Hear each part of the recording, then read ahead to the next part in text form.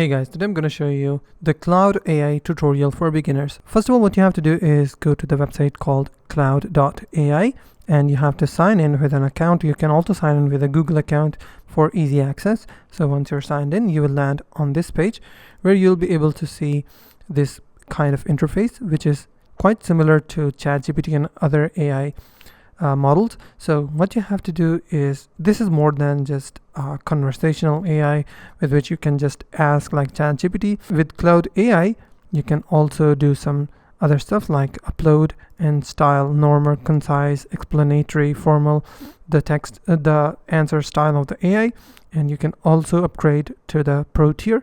So I'm going to show you the capabilities of Claude AI in this video and how you can use it for research purpose or any other thing. Let me show you by uploading a file. I can also take a screenshot. I will click on upload a file and I will upload a PDF file, and I will also show you the PDF file which I have just downloaded. So this is a research paper and it's quite long research paper. Now, for instance, let's take this picture. The distribution of the scientific studies on social media and social media tools in terms of year of publication between 2010 and 14 is provided in detailed figure. What I will do, I will copy that. I will ask it, what is the distribution of the scientific studies on social media and social media tools in terms of the year 2014? It should tell me that it is 95.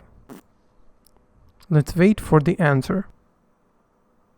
As you can see, it is telling me based on the information provided in the article, the 2014 figures are 95, which is the same as it is shown in the figure of the picture. So it can also read the pictures. It also has told me the results of the 2010, 11 and 12 and 13 as well. So as you can also judge the capabilities of Claude AI with the help of this, and you can do much more than ChatGPT or any other AI tools out there. So that's basically how you can use Claude AI tutorials, and this is one of the ways, and this is not only the way, it can be used in many other unlimited ways.